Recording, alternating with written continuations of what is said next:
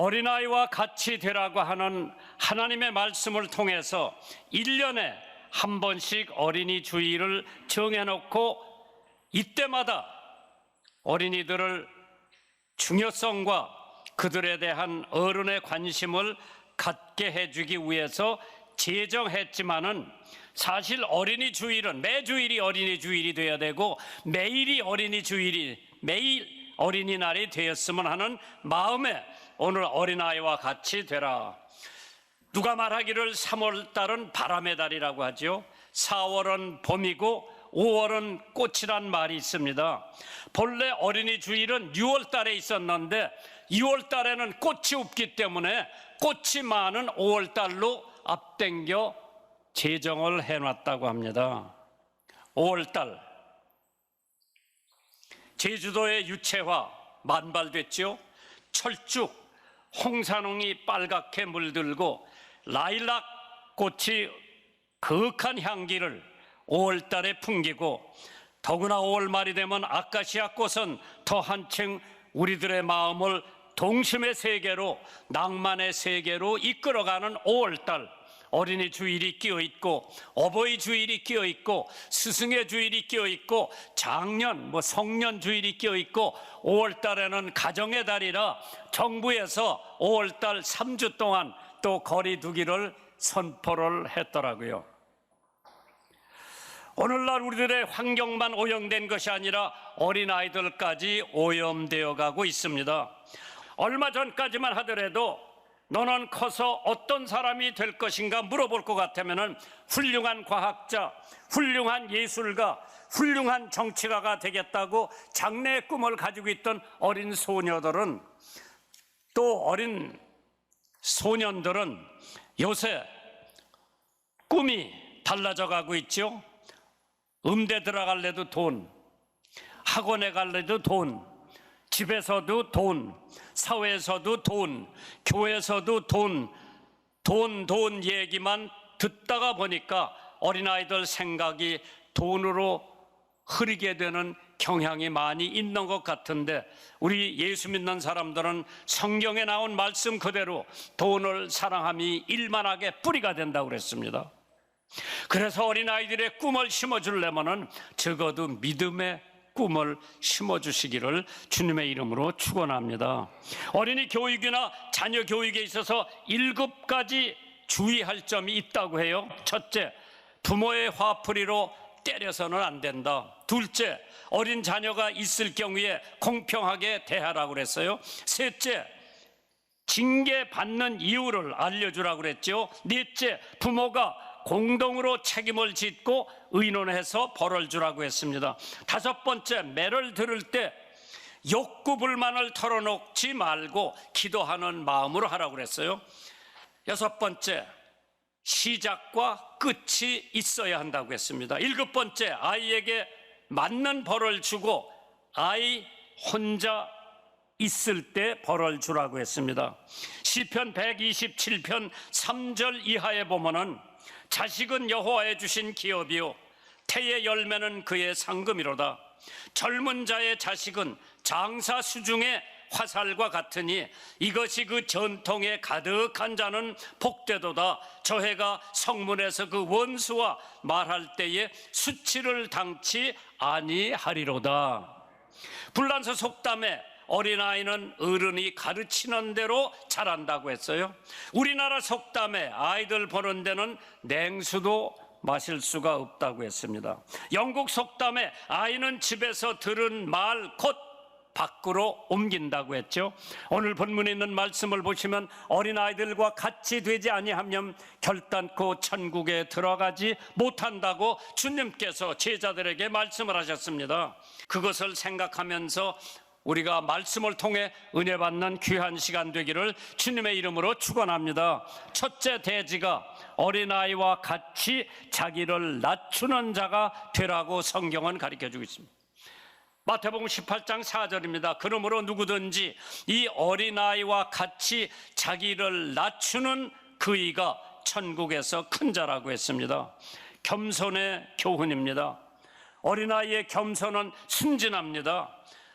어른들은 없어도 있는 채, 몰라도 아는 채, 어른들은 굶어도 이를 쑤시면서 체면을 가지고 있습니다.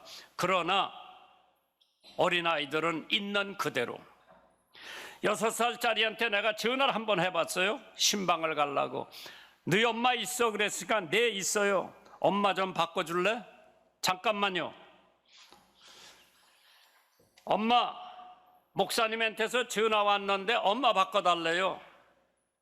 내 귀에 무슨 소리가 들리는 거 하니 엄마 없다고 그래. 걔가 나와서 나한테 답변을 합니다. 우리 엄마가 그러는데요, 엄마 없다고 그래래요. 어린아이는 천진난만하죠. 있는 그대로. 엄마는 이렇게 속이고 저렇게 속일는지 모르지만은 어린아이들은 있는 그대로. 그렇기 때문에 우리가 어린아이와 같이 자기를 낮추는 자가 되라고 하는 하나님의 말씀이죠. 교만은 패망의 선봉이라고 했습니다.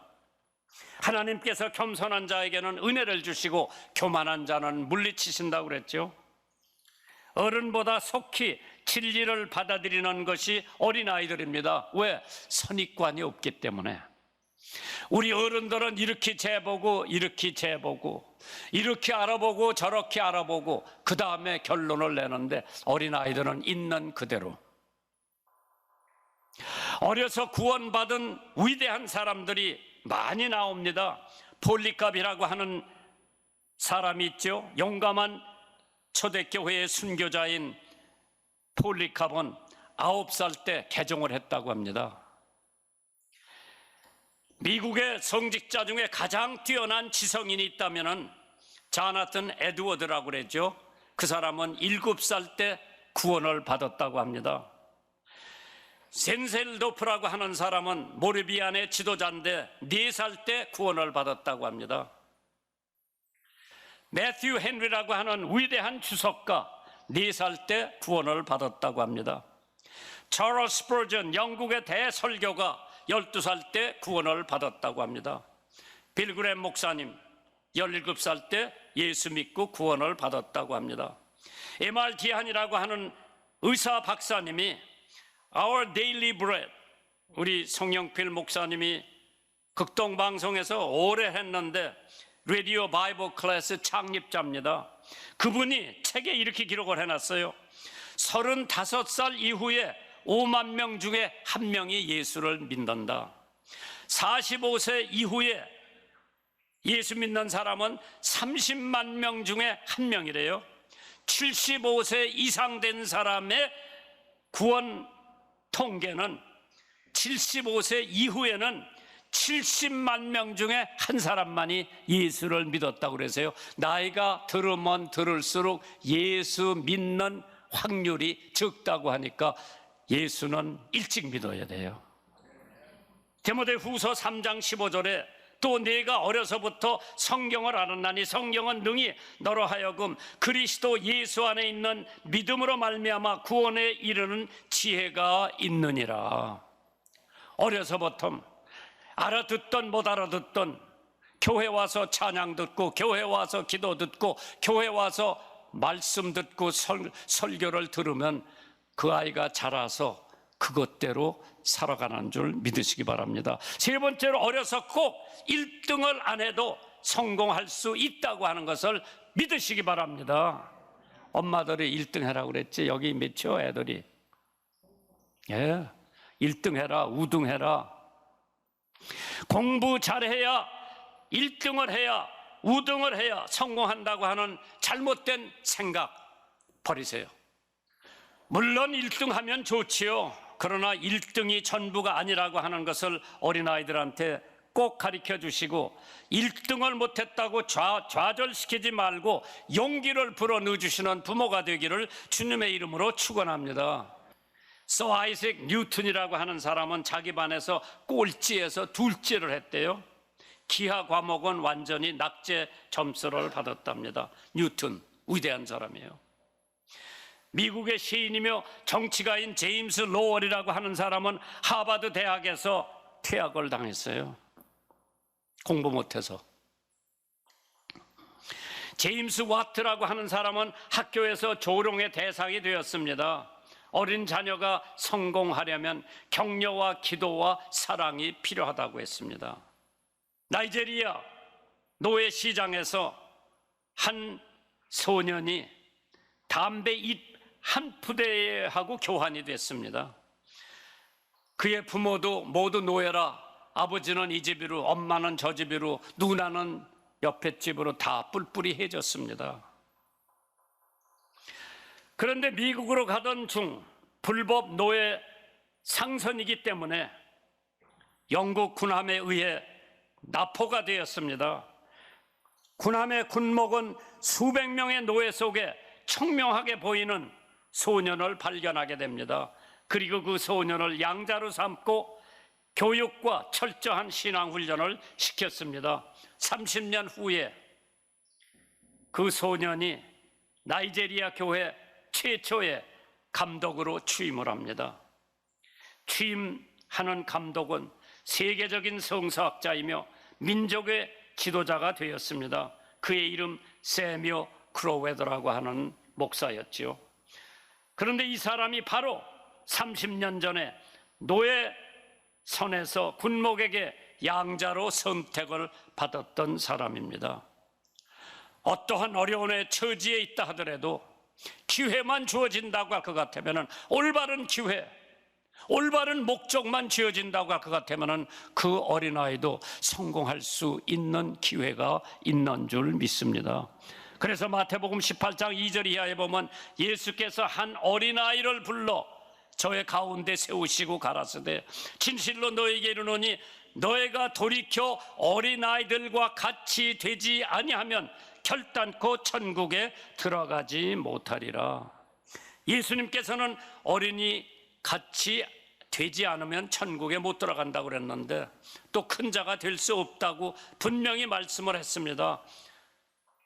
당시 하찮은 존재에 불과한 어린이에게 대한 인식을 예수님께서 새롭게 가르쳐 주시는 장면입니다. 두 번째로 어린아이를 영접하라고 했습니다. 마태복음 18장 5절에 또 누구든지 내 이름으로 이런 어린아이 하나를 영접하면은 곧 나를 영접함이니라. 어린아이는 그대로 받아들이라는 뜻이죠.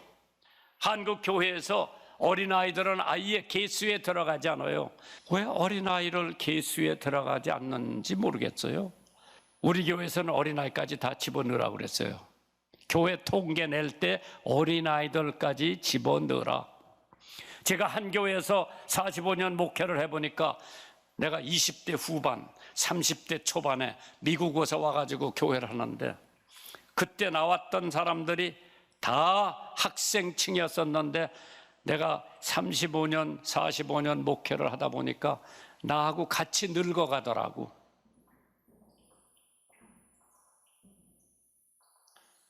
이게 자꾸 교환이 돼야 돼요. 새물로 교환이 돼야 웅덩이에 있는 물이 썩지를 않지요. 독일에 요한 트리보니스라고 하는 까르멘 수도원의 원장이 있었습니다. 그는 맨발 수도사로 알려져 있는 사람이죠. 그런데 그는 어린이들을 가르칠 때 늘 모자를 벗고 가르쳤답니다. 사람들은 이상하게 생각해서 원장님, 왜 어린이들 가르칠 때는 꼭 모자를 벗고 가르칩니까? 그런 질문을 받은 원장님은 지금은 어린아이들이지만은 언젠가는 이 아이들 중에 대통령이나 국무총리도 나오고 장관도 나오고 학자도 나오고 교사도 나오고 종교 지도자로 나올 것 같으니까 내가 공경한다는 의미에서 내가 모자를 벗고 이 어린아이들을 가르친다고 대답을 합니다. 그런데 이러한 그의 생각은 허사가 아니었습니다. 그의 제자 중에 종교개혁자 마틴 루터가 배운 사람입니다. 미국에서 교회를 가던 선생님이 길가에서 빈둥빈둥 노는 4명의 소년들을 보고 그냥 지나가질 않고 그 아이들을 초청해서 주일학교에 그 네 아이들만 가르쳐 놓고 가두어 놓고 가르쳤어요. 수년이 지났습니다. 그 4명의 소년들은 장성해서 각각 헤어져 수십 년이 지났습니다. 그런데 주일학교를 가르친 그 선생님의 생일이 되었을 때 그에게 과거 자기에게 배웠던 4명의 제자들이 주일학교 선생님 생일 축하 편지를 보냈는데 한 통은 중국에서 왔어요. 중국의 선교사로 일하고 있는 제자가 보낸 축하 편지였습니다. 다른 한 통은 연방정부의 은행 총재로부터 왔고, 세 번째 편지는 당시 대통령의 비서관이 보낸 거고, 마지막 4번째 제자한테서 온 편지는 미국의 31대 대통령 허버트 후버가 직접 보낸 생일 축하 편지였다고 합니다. 어린아이가 작다고 함부로 대하고 무시하면 안 되는 것처럼 어린아이는 차세대의 교회를 지킬 교사, 집사, 권사, 장로, 목사, 선교사, 정치가, 지도자가 될 귀한 일꾼들입니다. 어린아이를 위해 기도하며 축복해 주시기를 주님의 이름으로 부탁드리죠. 두 번째로 예수님도 어린아이를 영접하셨다고 했습니다. 마태복음 19장 13절에 보니까 때에 사람들이 예수의 안수하고 기도하심을 바라고 어린아이들을 데리고 오매 제자들이 꾸짖거늘 예수께서 가라사대 어린아이들을 용납하고 내게 오는 것을 금하지 말라. 천국이 이런 자의 것이니라 하시고 저의 위에 안수하시고 거기서 떠나셨다고 그랬죠. 19세기 초기에 미국의 독립전쟁과 7년 전쟁 전후에 역사화를 그린 신고전주의의 제일 유명한 화가가 있었죠. 그 사람 이름이 벤저민 웨스트였습니다. 그는 자기의 어린 시절을 이렇게 회생을 합니다. 하루는 부모님이 외출했었습니다. 혼자 심심하니까 그림 물감을 다 풀어가지고 자기 누이 동생을 그린다고 그림을 그리기 시작했습니다. 그러니까 방 안에 물감이 아주 튀어가지고 얼마나 지저분하게 됐겠나. 잠시 뒤에 부모님들이 외출해서 돌아오셨습니다. 집에 와보니까 방이 엉망입니다. 웬만한 부모님 같으면 벤지문 막 야단쳤을 거예요. 그러나 벤지문 부모님께서는 나를 호되게 야단치겠구나 생각을 했는데 한마디의 언급도 하지 아니하고 오히려 벤자민을 칭찬을 해주더랍니다. 야, 우리 벤지만이 그림 엄청나게 잘 그렸네. 보니까 막 네 누이 동생이로구나 하면서 칭찬을 해줬습니다. 끌어안고 머리를 쓰다듬어 주면서 격려하고 입을 맞춰줬습니다. 벤지먼은 내가 세계적인 화가가 될 수 있었던 것은 그때 부모님의 격려와 입맞춤 때문이라고 고백을 했답니다. 우리 자녀들을 부족하고 못났다고 자꾸 구박하고 나무라지 말고 잘한다는 점을 칭찬해주고 격려해 주시면은 나무랄 것도 칭찬으로 받고 자녀가 격려하게 되면은 반드시 그 자녀는 바르게 성장하고 형통하게 될 것입니다. 에베소서 6장 4절에 또 아비들아 너의 자녀를 노엽게 하지 말고 오직 주의 교양과 훈계로 양육하라고 했습니다. 하나님께서 세 번째로 우리 어린아이를 실족시키지 말라고 했습니다. 어른들이 어린아이를 종종 많이 실족을 시킵니다. 마태복음 18장 6절에 누구든지 나를 믿는 이 소자 중 하나를 실족해 하면 차라리 연자 맷돌을 그 목에 달리우고 깊은 바다에 빠뜨리는 것이 나으니라. 실족이라고 하는 뜻은 우리 말로 실족이라고 번역됐는데 스탬블, sin, 그것을 우리나라 말로 실족으로 번역을 해놨는데, 즉 넘어지게 하거나 죄를 짓게 하지 말라는 뜻인데, 영어관에 미성년자 출입 금지라는 표시가 있고 술집이나 유흥업소를 만들어 놓고 미성년자 출입 금지라는 것은 모순이나 너무 많이 닮았지요. 죄라는 것이 무엇인가? 사람들은 죄를 우연한 사고라고 해요. 하나님은 죄를 증오라고 했습니다. 사람들은 죄를 커다란 실수라고 합니다. 하나님은 죄를 무지라고 하셨습니다. 사람들은 죄를 결함이라고 합니다. 하나님은 죄를 병이라고 그랬습니다. 사람들은 죄를 기회라고 합니다. 하나님은 죄를 선택이라고 했습니다.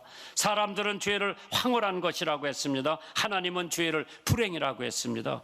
사람들은 죄를 나쁜 버릇이라고 합니다. 하나님은 죄를 부정한 것들이라고 했죠. 하나님은 죄를 부패라고 했는데 사람들은 죄를 사치라고 했습니다. 사람들은 죄를 자유라고 합니다. 그러나 하나님은 죄를 무법이라고 했습니다. 사람들은 죄를 하찮은 것이라고 합니다. 하나님은 죄를 비극이라고 했습니다.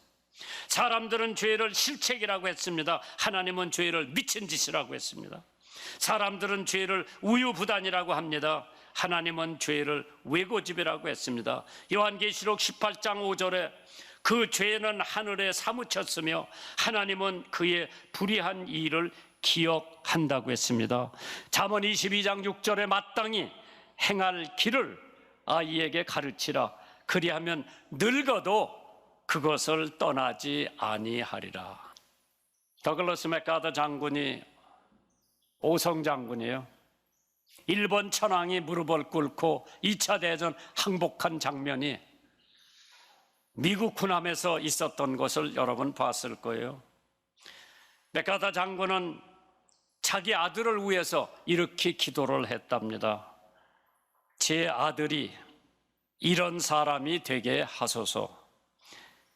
약할 때 자신을 분별할 수 있는 힘과 두려울 때 자신을 잃지 않는 용기를 주시고 정직한 패배에 부끄러워하지 않고 당당하며 승리에 겸손하고 온유할 수 있는 사람이 되게 하소서. 그를 요행과 안락의 길로 인도하지 마시고 곤란과 고통의 길에서 항거할 줄 알게 하시고 폭풍우 속에서도 일어설 줄 알며 패한 자를 불쌍히 여길 줄 알게 하소서. 그의 마음은 깨끗이 하고 높은 이상을 갖게 하시어 남을 다스리기 전에 자신을 먼저 다스리게 하시고 내일을 내다보는 동시에 과거를 잊지 않게 하소서. 또한 생활의 여유를 갖게 하시어 인생을 엄숙히 살아가면서도 삶을 즐길 줄 아는 마음과 교만하지 않는 겸손한 마음을 갖게 하소서. 그리고 참으로 위대한 것은 소박한 데 있다는 것과 참된 힘은 너그러움에 있다는 것을 알게 하소서. 그리하여 그의 애비된 저도 헛된 인생을 살지 않았노라 하고 나적히 속삭이게 하옵소서. 아멘. 오늘 부모로서 맥가더 장군 같이 아들을 위해서 기도할 수 있는 부모님들이 되시기를 주님의 이름으로 축원합니다.